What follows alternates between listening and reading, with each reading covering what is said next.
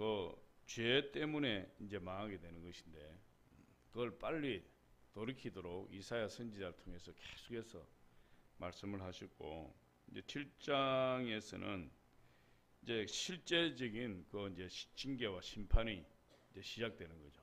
그래서 하나님의 그 심판의 채찍은 내부적으로도 일어나지만 또 천재지변을 통해서도 나타나고 또 외세의 침입을 통해서 나타나는 거예요.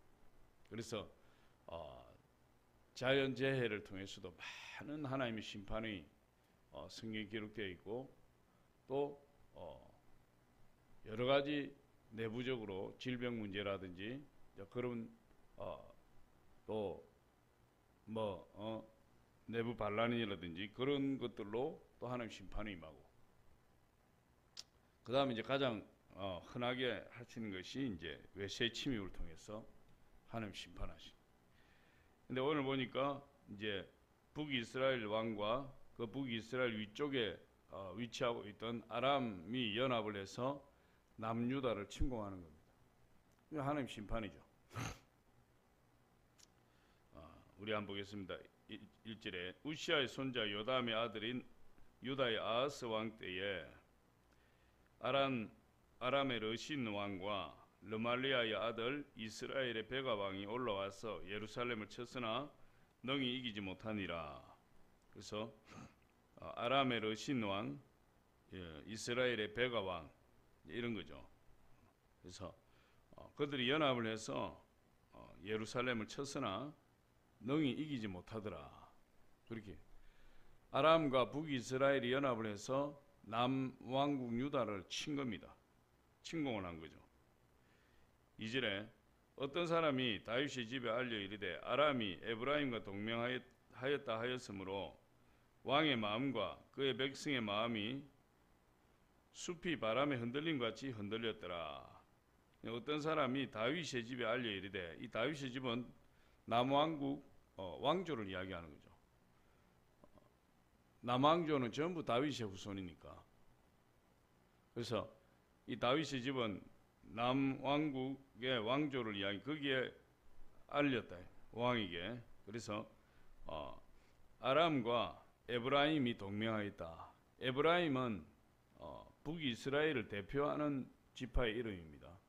그래서 에브라임 하면은 북이스라엘 10개 지파를 통틀어서 하는 말이에요. 대표 지파니까. 그래서 에브라임이 동맹하였다. 아람이 에브라임과 동맹하였다 하였으므로 왕의 마음과 그의 백성의 마음이 숲이 바람에 흔들림 같이 흔들렸더라. 근데 왕과 온 백성, 그 남왕국 전체가 엄청나게 두려움에 떨었대요. 두려움에. 아람과 북이스라엘이 연합을 해서 침공한다는 그 소리를 듣고 엄청나게 두려워한 거죠. 그런데 이 두려움이 어디서 오는 거죠? 이 두려움이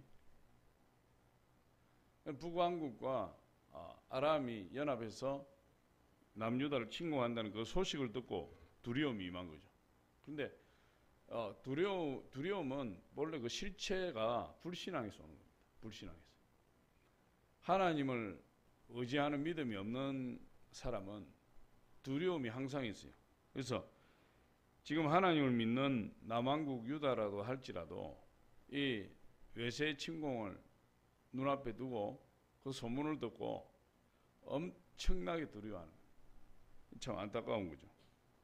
그래서 하나님에 대한 불신앙을 그대로 보여주고 있어요. 그 당시에 하나님을 그렇게 신뢰하지 못했다. 특별히 이제 왕들이.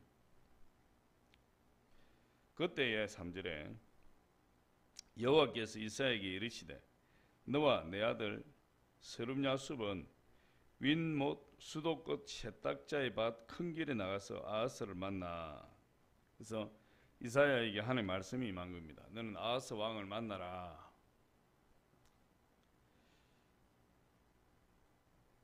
아하스 왕을 만나라. 근데 아하스 왕이 이제 이렇게 외출을 한 거죠. 그 수도 곁 세탁자의 밭 큰 길로 아하스 왕이 행차를 했다. 거기에 이사야 선지자가 스알야숲이라는 자기 아들을 데리고 왕을 만나러 간 겁니다. 그래서 스알야숲은 남은 자가 돌아오리라. 스알야숲 남은 자가 돌아오리라 이런 뜻인데, 지금 남유다 왕국이 망한 것이 아니고 아직도 나라가 건재하고 있는 거죠. 지금 위기를 당하고 있지만, 그런데 하나님이 이사야에게 아들을 낳아서 스알야숲이라고 이름하라. 그 이름의 뜻은 남은 자가 돌아오리라 그랬으니까 이미 이사야 선지자의 아들을 통해서 남왕국 유다가 망할 것이다 하는 것을 보여주는 거예요. 망할 것이다. 이 선지자의 아들들을 통해서 그런 이름들을 하나님 주시기도 해요. 호세아 선지자도 마찬가지고 이사야 선지자도 마찬가지고, 이사야 선지자 둘째 아들도 나중에 이제 그 이름이 뜻이 어쨌든 그랬어. 그래서 또 이사야라는 이름은 여호와는 구원이시다 이런 뜻이에요. 이사야의 이름의 뜻은 여호와는 구원이시다. 스알야숲의 이름의 뜻은 남은 자가 돌아오리라. 그럼 이게 딱 아구가 맞아지는 거. 이름 뜻만 해도 하나님이 이스라엘 백성을 구원하여 남은 자는 돌아오게 할 것이다. 하나님 남은 자를 찾으신다. 거루터기, 거룩한 거루터기, 거룩한 씨. 씨 안에 온 세계가 다 들어가 있죠. 이 꽃씨가 볼품 없어도 그 꽃씨 안에 뭐가 들어있죠? 그 꽃이 다 들어있다. 꽃씨가 떨어지면 그게 싹이 나고 자라서 지금 씨를 맺은 이 꽃과 똑같은 것이 거기서 나온다. 거룩한 씨. 그래서 우리 안에 거룩한 씨가 있어요. 거룩한 씨.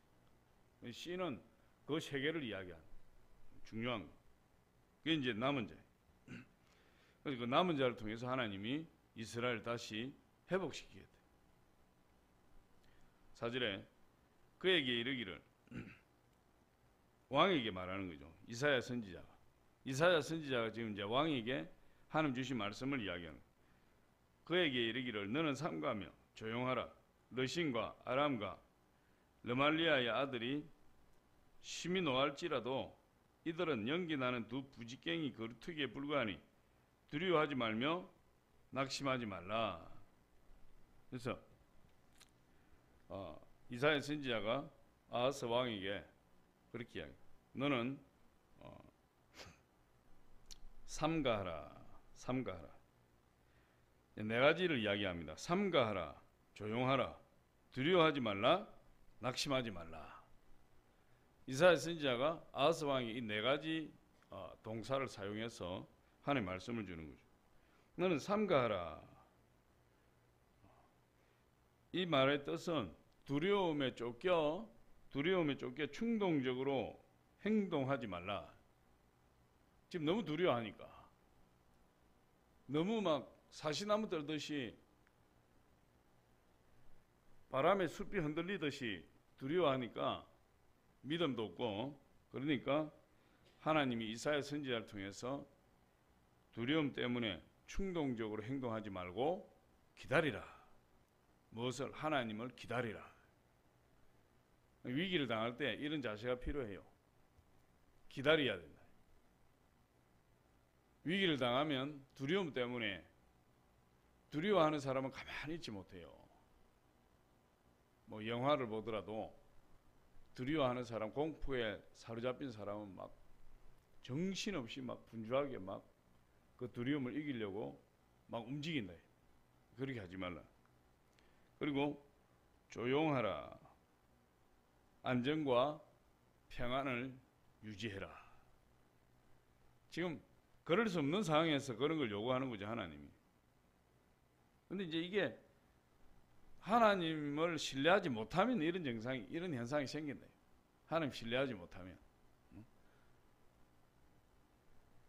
삼가하지도 못하고 조용히 평안을 누리지도 못하고 삼가하며 조용하라. 르신과 아람과 르말리아의 아들이 심히 노할지라도 이들은 연기 나는 두 부죽갱이 거루터기에 불과하니 두려워하지 말라. 두려워하지 말라. 하나님 계속 두려워하지 말라 그래요. 이 요한계시록은 두려워하는 것이 지옥 가는 조건이에요. 두려워하는. 왜? 불신앙 때문에 두려워하기 때문에. 하나님 믿지 못하기 때문에 두려워하기 때문에. 두려워하는 것과 거짓말하는 것과 이런 것들이 지옥 가는 조건. 그래서 두려워하지 말라. 그리고 마지막으로 낙심하지 말라. 낙심하면 이제 포기하는 거죠. 낙심하면 재기하기 힘들어요. 그래서 포기하는 사람들 보면 낙심이 먼저 찾아와. 낙심이 딱 찾아오면 겉은 멀쩡해도 이미 속이 주저앉아 버려요. 그런 사람 일어서기 힘들어요. 낙심하지 말라. 그러면서 뭐라고 이야기합니까? 그 아람과 베가 이스라엘 아람의 르신 왕과 이스라엘의 베가는 연기 나는 두 부적갱이에 불과하다. 이 부적갱이는 뭐죠? 옛날 시골에 부엌에서 이 불 붙이고 이 나무 젓가락 하나 가지고 이게 할 때 불 붙이고 불 희적거리고 이렇게 하다 보면 끝에 불이 붙어서 타는 것도 아니고 불이 붙어가지고 연기가 폴폴 나는 그게 부적갱이에요. 맞나? 저는 그렇게 생각합니다. 그 부적갱이 맞죠? 이 막대기 하나 가지고 이 희적끼면서 산소가 잘 들어가서 잘 타게 하고 막 이렇게. 그 다음에 이 막 밀어 넣고 막 이런 거 있잖아요. 나무 밀어 엮고 꺼부지기 밀어 엮고. 그게 부적갱이. 그러니까 이 부적갱이라는 것, 연기 나는 부적갱이에 불과하다는 것은 그들이 눈을 맺게 할 수 있어도 결코 해치지 못한다. 왜? 하나님 맡고 계시니까.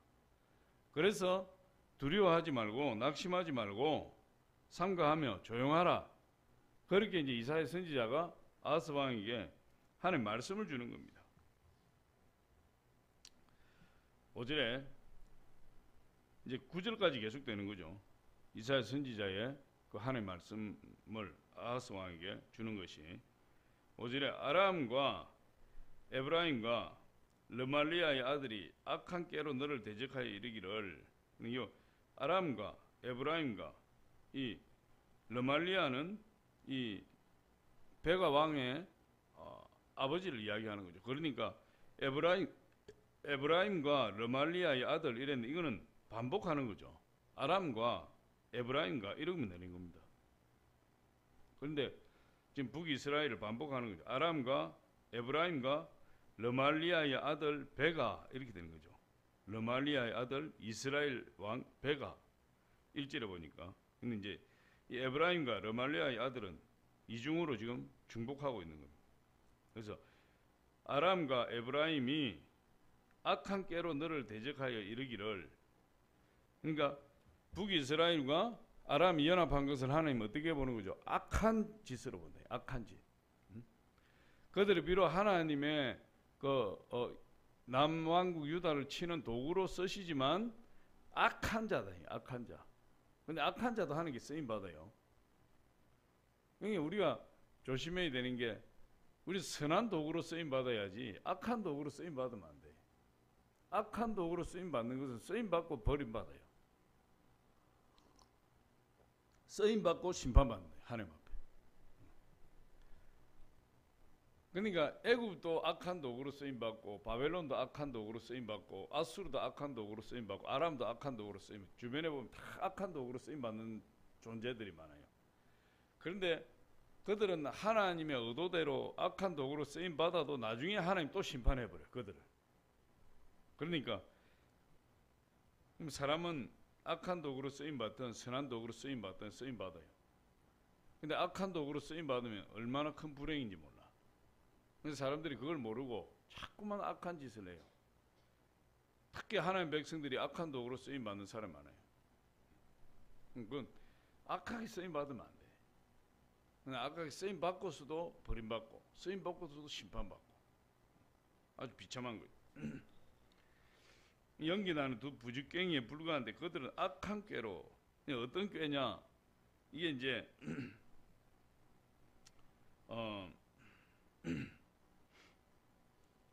6절에 나오는데 6절로 보겠습니다. 우리가 올라가 유다를 쳐서 그것을 쓰러뜨리고 우리를 위하여 그것을 무너뜨리고 다브넬의 아들을 그 중에 세워 왕으로 삼자 하였으나 이것이 아람과 북이스라엘의 악한 꾀예요. 다시 말해서 남왕국 왕조 다윗의 후손인 남왕국 왕조를 무너뜨리고 아람과 북이스라엘의 괴뢰 정부를 세우자 이거예요. 괴뢰 정부를 세우자. 그래서 남왕국 유다를 마음껏 자기들 뜻대로 통치하자. 그게 이제 악한 꾀예요. 근데 하나님 입장에서 볼 때 이것은 용납받을 수 없는 짓이다. 다윗의 후손 남왕국 유다를 건드리는 것은 멸망을 자초하는 거예요. 왜 그렇습니까? 다윗을 통해서 누가 와야 되죠? 예수 그리스도가 오셔야 된다. 다윗을 통해서. 아브라함과 다윗의 자손 예수 그리스도의 세계라. 다윗의 후손을 통해서 예수 그리스도가 탄생해야 되기 때문에 예수 그리스도의 탄생길을 막는 존재는 사망이에요. 이건 그야말로 사망이에요. 그런데 예수 그리스도의 그 탄생길을 예비하는 자들은 다 축복이에요. 그래서 거기에 하나님이 이스라엘 백성에게 이방 여인과 결혼하지 말라 그랬지만 거기에 보면 이스라엘의 족보에 보면 예수 그리스도 족보에 보면은 라합이 들어가 있고 또 룻이 들어가 있고 모압 여인이었던 룻이 들어가 있고 또 여리고성 이방 여인이었던 라합이 들어가 있고 이런 들어갈 수 없는 여인들이 몇몇이 들어가 있어요. 그런 사람들은 하나님의 복을 받을 수 없는 사람들이었지만 그들이 예수 그리스도의 조상이 되어서 이스라엘 족보에 올라갈 정도로 축복을 받은 사람. 반면에 남유다 왕조를 무너뜨리려고 했던 그 아달랴, 아합의 딸이죠. 아합의 딸 여호사밧의 아들 요람과 결혼해서 완전히 남왕국 그 왕조의 씨를 말려버렸대. 요아스 한 사람 남겨놓고 다 죽인 겁니다. 그럼 미친 거죠. 자기 자식들 다 죽였으니까. 이 아달랴가. 왜 그랬느냐? 예수 그리스도의 오시는 길을 완전히 파괴해버렸대. 그 요아스가 어릴 때 구원받아서 7년 동안 숨겨져 살아있다가 나중에 왕이 되고 아달랴를 죽인 거죠. 그러니까 남왕국 왕조를 건드는 존재는 다 죽어요. 그건 하나님이 살려두질 않습니다. 그래서 끝까지 다윗의 자손이 마지막에 시드기야 왕이 이제 바벨론으로 끌려가면서 두 눈이 뽑히고 그 자식들이 그 눈앞에서 칼에 죽고 이렇게 했지만 어쨌든 하나님 끝까지 지켜내시고 그리고 시드기야를 통해서 끝난 것이 아니라 바벨론 포로로 끌려갔을 때도 그 다윗의 후손이 계속 이어져서 결국 예수 그리스도가 탄생하게 된다. 우리 마태복음 1장 족보에 보면 우리 잠깐만 한번 보면